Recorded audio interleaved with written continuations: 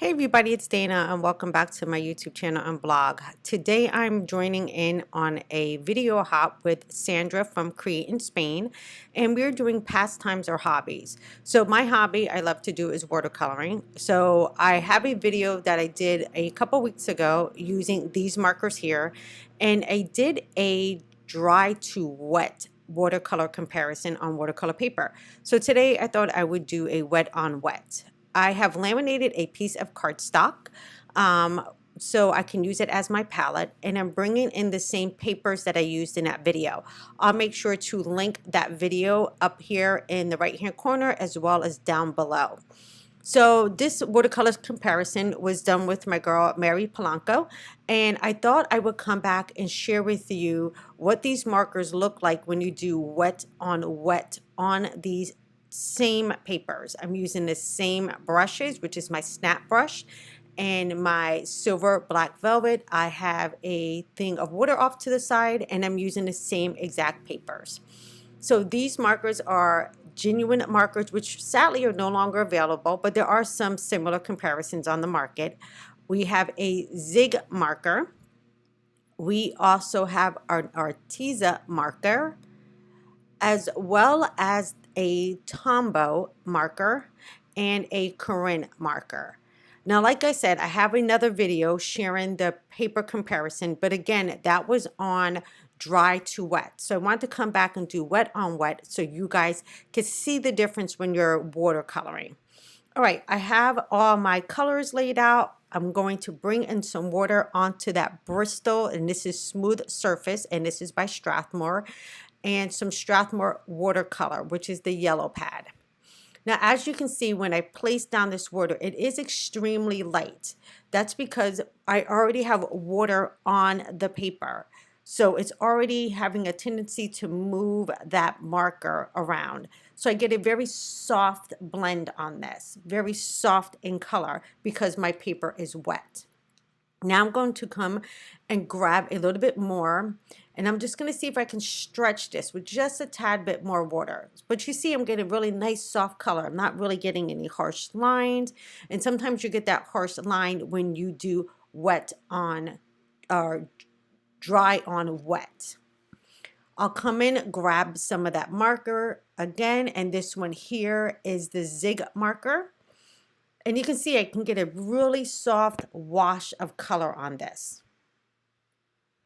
Now I am going to speed this up just a little bit because I'm doing the same thing over and over again. So I'm using this wet on wet technique just to show you how your watercolor markers may vary on your watercolor paper when you're using this style. You will get a very nice soft color, and I really do enjoy wet on wet, especially if I want to have a soft background. So the third one I used was my ARTEZA marker, and now I'm coming in with that Tombow marker, and you still see I'm getting different color variations just between these 5 markers. And my last one is going to be that Corinne marker. You can definitely see that Corinne is still vibrant, yet it's very soft. Bring in a little bit more of a water wash and then pull in the rest of that marker. So you can see I have a good variation of softness on this palette. So now we're going to move on over to the arches in the Canson watercolor paper. So I'm going to repeat this same thing. I'm going to add a little bit more color down to that palette. Again, that's just a laminated piece of white paper. And I'm going to scribble out my inks first, and then I'll come back in and lay those colors down again. Again, I'm coming in with just some water and dropping it down. Now, if you guys watched the other video, the Arches watercolor paper totally has a different texture and feel to it. It's a little bit more texture, and it's 100% cotton paper. So I really gravitate to that Arches paper, but I don't just use it for everything I watercolor because it's very expensive paper. So and it's probably sad to say, I will only use Arches if I know the person I'm giving my artwork to is going to save it, because it is really good quality paper and it is rather expensive. So I'm coming back out, and now this one here I did mix the area of how I was doing it. I actually have the Corinne as my third one here, and then the Tombow as the Corinne as my fourth, and the Tombow as my fifth. So just a different order on this one, but you can still get the same effect. I'm still getting a very, very light wash of color. So now you can see how this looks on wet. It's a softer blend. I love the way this looks. It gives you really nice soft flower petals. It doesn't give you harsh lines. So if you're looking to have a little bit of a softer feel to your watercoloring, I would suggest doing wet on wet. Now, I did want to come in though very quickly and show you if I went in right on this dry paper with that marker straight to it. And you're going to see when I go to smooth this out, I can get some smoothness and some moveness to it. But when it dries back, you guys, I'm going to end up with a harsh line.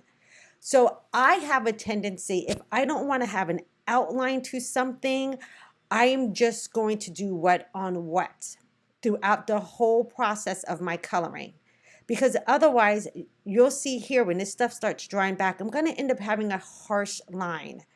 So what I would do is I will allow my artwork to dry in that area, and then I would come back in and wet my paper again before I add in that next color or that next layer. So I don't have that harsh line. Excuse me for any noise you hear in the background. Our lawn guy happened to come in the middle of me filming this video. So yeah, so sorry about that.